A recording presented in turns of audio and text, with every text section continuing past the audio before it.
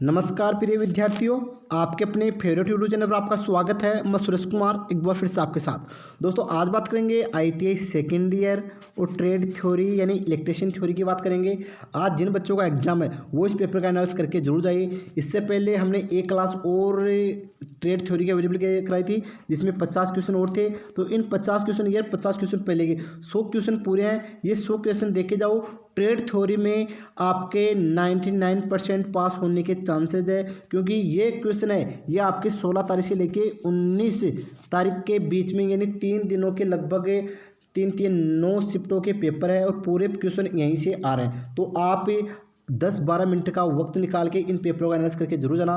शायद दोस्तों अगर आपको इन पेपरों की पीडीएफ फाइल चाहिए तो भी डिस्क्रिप्शन जाइए, वहाँ पर टेलीग्राम ग्रुप ज्वाइन करो, वहाँ पर लिंक दिया हुआ है। अगर वहाँ पर ज्वाइन नहीं हो रहा है तो आप आईटीआई सीबीटी एग्जाम पेपर के नाम से सर्च करके भी टेलीग्राम ग्रुप ज्वाइन कर सकते हो, जहाँ पर आपको ये पेपर अवेलेबल कर दिए जाएंगे। साथ ही वहाँ पर काफ़ी आपको नेम इंपोर्टेंट क्वेश्चन सीरीज या अन्य पेपर मिल जाएंगे। साथ ही वहाँ पर काफ़ी बच्चे हैं जो रोज़ एग्जाम दे के आते हैं, फिर आपस में क्वेश्चन शेयर करते हैं, जिससे आपको जैसे वर्कशॉप कौन साइंस या एम्प्लॉयड स्किल इसमें भी आपको प्रॉफिट मिलेगा। तो ज़्यादा वक्त खराब नहीं करें, स्टार्ट करते हैं। और आपका पहला क्वेश्चन क्या, आज 50 पहले मैंने करा दी थी, आज क्या से स्टार्ट करें। तो क्वेश्चन है एसी कोयल वाइंडिंग का नाम बताओ। तो दोस्तों ये डायग्राम में जो दिखाया गया है ये कौन सी वाइंडिंग है, तो दोस्तों ये आपकी पूरे कुंडल वाइंडिंग है। अगला क्वेश्चन है वाइंडिंग का नाम क्या है, तो बताओ दोस्तों इस वाइंडिंग का क्या नाम है। तो दोस्तों ये आपकी तिरछी वाइंडिंग है। अगला क्वेश्चन है दोस्तों सिंगल फेज मोटर का क्या नाम है, तो बताओ दोस्तों सिंगल फेज मोटर जो चित्र में दर्शाई गई इस मोटर का नाम क्या है। तो इसमें एक कैपेसिटर लगा हुआ है, तो इसे बोलते हैं हम स्थायी संधारित्र मोटर यानी स्थायी कैपेसिटर मोटर। अगला क्वेश्चन है दोस्तों आपका, और क्वेश्चन है हाइड्रो इलेक्ट्रिकल प्लांट की योजनाबद्ध व्यवस्था के घटक में अक्ष का नाम बताइए। दोस्तों इस अक्ष भाग का क्या नाम है, दोस्तों इसका नाम है सर्ज टैंक। क्या नाम है, सर्ज टैंक इसका नाम है। अगला क्वेश्चन है डीसी मोटर की गति नियंत्रण विधि क्या है, तो दोस्तों ये आपका जो डायग्राम दर्शाया गया यानी आपका ये वेरिएबल रेजिस्टेंस है, यहाँ पर आर्मेचर है और ये आपकी फील्ड वाइंडिंग है। तो ये हो गई दोस्तों आर्मेचर डायवर्टर विधि। तो इस प्रकार का डायग्राम होगा, तो आप इसको अच्छे से क्लियर कर लेना। अगला क्वेश्चन है दोस्तों एक साधारण इन्वर्टर में महत्वपूर्ण चरण क्या है, तो दोस्तों उसमें होते हैं आपके दोलन, एम्पलीफायर और ट्रांसफार्मर उत्पादन चरण। अगला क्वेश्चन है आवर्ती कन्वर्टर कौन सा है, तो दोस्तों आवर्ती कन्वर्टर होता है वो होता है दोस्तों साइक्लो कन्वर्टर। अगला क्वेश्चन है दोस्तों, क्वेश्चन है सौर सेल में किस सामग्री का उपयोग किया जाता है, तो दोस्तों सौर सेल में हमेशा सिलिकॉन यूज में लेते हैं। अगला क्वेश्चन है दोस्तों आपका, और क्वेश्चन क्या है, क्वेश्चन है डीसी जनरेटर का नाम क्या है, तो बताओ दोस्तों इस जनरेटर का क्या नाम है। तो दोस्तों ये आपका लॉन्ग शंट कंपाउंड जनरेटर, यानी आपका डायग्राम दिया हुआ था तो इसका नाम पूछा, तो इसका नाम है लॉन्ग शंट कंपाउंड। अगला क्वेश्चन है एकल चरण मोटर किस प्रकार निर्देशित है, तो दोस्तों एकल यानी आपको डायग्राम दर्शाया गया है जिसमें 2 कैपेसिटर लगाए हुए हैं मोटर में, तो वो मोटर आपकी कैपेसिटर कैपेसिटर मोटर होगी। ठीक है, क्वेश्चन देख लेना आप, यहाँ पर चित्र नहीं दिया हुआ था। अगला क्वेश्चन है आईई नियमों के अनुसार गैलू वायरिंग में उप सर्किट को चलाने के लिए अनुमेय भार क्या होना चाहिए, तो दोस्तों ये उप सर्किट पूछ रहा है यानी लाइटिंग पर पूछ रहा है, तो वहाँ पर 800 वाट आएगा। इसका राइट आंसर क्या आएगा 800। अगर आपको पावर पूछे तो पावर के लिए आ जाएंगे आपके 3000 वाट। अगर पॉइंटों की बात करूँ तो लाइटें पूछे तो 10 पॉइंट आएंगे और पावर में पूछे तो आपके 2 पॉइंट आएंगे। अगला क्वेश्चन है दोस्तों आपका, और क्वेश्चन क्या है, क्वेश्चन है एक सक्रिय घटक कौन सा है, तो दोस्तों वो होगा आपका संधारित्र। अगला क्वेश्चन है डीसी ड्राइव में विशेषता वक्र का नाम क्या है, तो बताओ दोस्तों इसका नाम क्या है, तो दोस्तों ये आपका गति बनाम बलागुण विशेषता है। तो इस प्रकार का कोई चित्र बनाया हुआ आएगा तो इसका नाम पूछेगा, तो इसका नाम आएगा गति बनाम बलागुण विशेषता। ये किसी बच्चे ने क्वेश्चन लेकर आया था लिख के, तो इस प्रकार ये डायग्राम दर्शाया, तो हम आपका इस प्रकार क्लियर कर रहे हैं। अगला क्वेश्चन है बड़ी क्षमता के डीसी जनरेटर योग बनाने के लिए किस धातु का उपयोग किया जाता है, तो दोस्तों वो होती है आपकी रोल्ड स्टील। क्या होती है, रोल्ड स्टील। अगला क्वेश्चन है डीसी शंट मोटर में सामान्य गति से नीचे कौन सी गति नियंत्रण विधि प्रदान की जाती है, तो दोस्तों वो होती है आपकी आर्मेचर नियंत्रण विधि। अगला क्वेश्चन है दोस्तों, और क्वेश्चन क्या है, क्वेश्चन है डीसी मोटर में करंट की दिशा किस नियम से निर्धारित होती है, तो दोस्तों वो होती है आपकी फ्लेमिंग के बाएं हाथ का नियम। अगला क्वेश्चन है संपर्क का नाम क्या है जिसमें अक्ष के रूप में दर्शाया गया है, तो बताओ दोस्तों इसका नाम क्या आएगा। दोस्तों इसका नाम यहाँ पर क्लियर नहीं हो पा रहा है, मैंने आंसर भी नहीं उतारा, कोई दिक्कत नहीं है दोस्तों, मैं वापस आगे क्लियर कर दूंगा। ठीक है, सॉरी एक क्वेश्चन रह गया, बाद में लास्ट में अगली क्लास में जरूर क्लियर कर दूंगा। अगला क्वेश्चन दोस्तों, और क्वेश्चन क्या है, कन्वर्टर का नाम क्या है? तो बताओ दोस्तों, यहाँ पर 6 डायोड लगे हुए हैं, ठीक है। तो ये कौन सा है? तो सिलिकॉन नियंत्रण दृष्टकारी है, यानी दोस्तों ये क्या आपका 3 फेज रेक्टिफायर है। क्या है? 3 फेज रेक्टिफायर है। जो ऑप्शन में इसका राइट आंसर होगा सिलिकॉन नियंत्रित दृष्टकारी। अगला क्वेश्चन है, शीतलन के लिए किस प्रकार की वाइंडिंग में अधिक जगह है? तो दोस्तों शीतलन के लिए ओवर हैंगिंग कोयल और योक के बीच।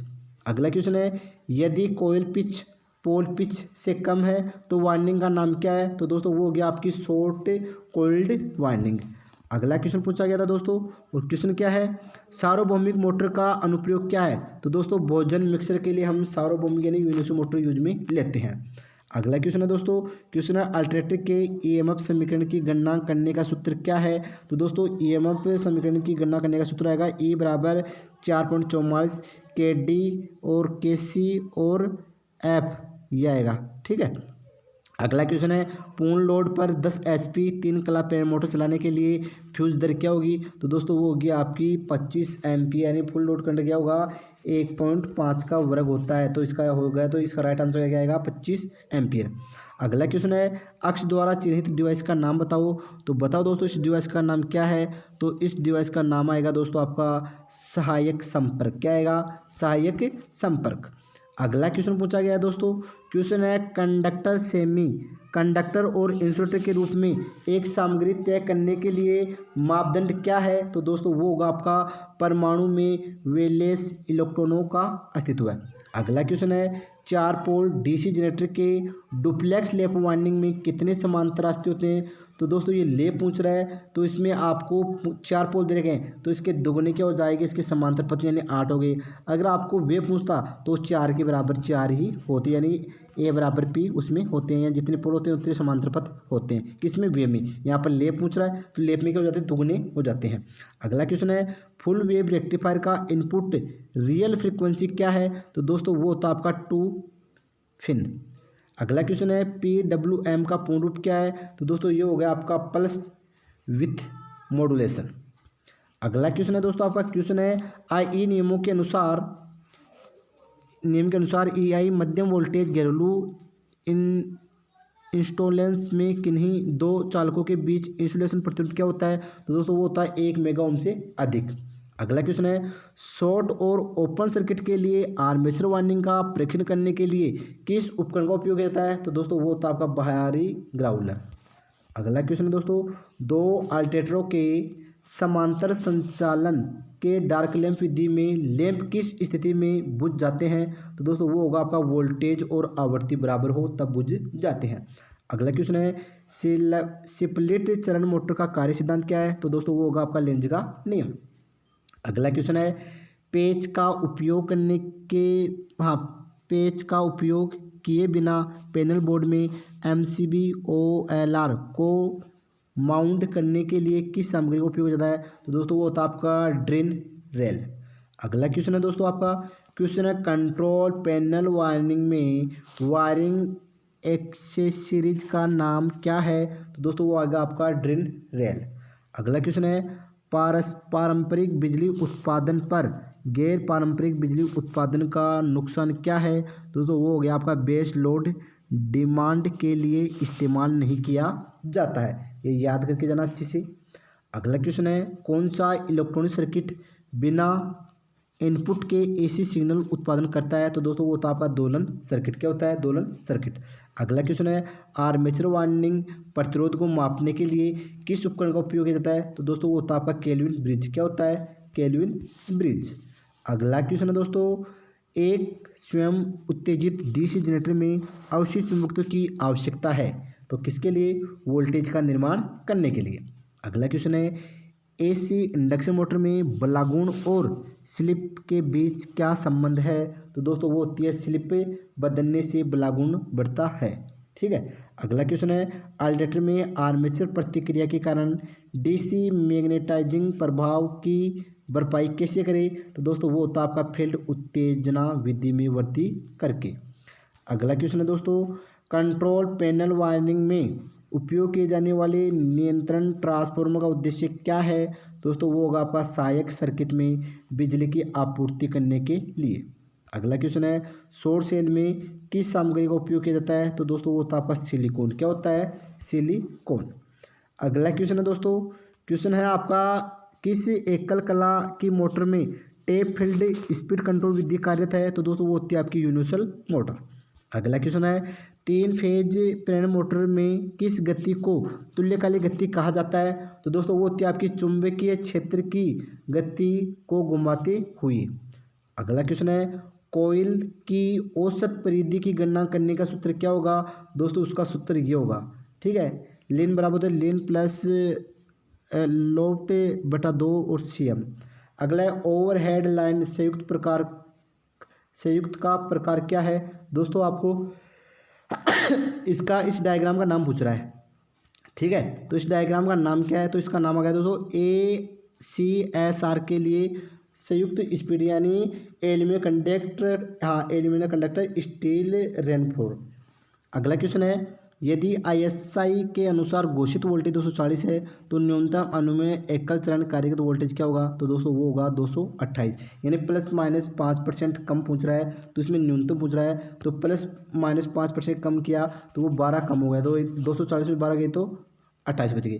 अगर आपको यहाँ पर अधिकतम पूछे तो इसमें बढ़ा देना तो वो 252 हो जाएगा।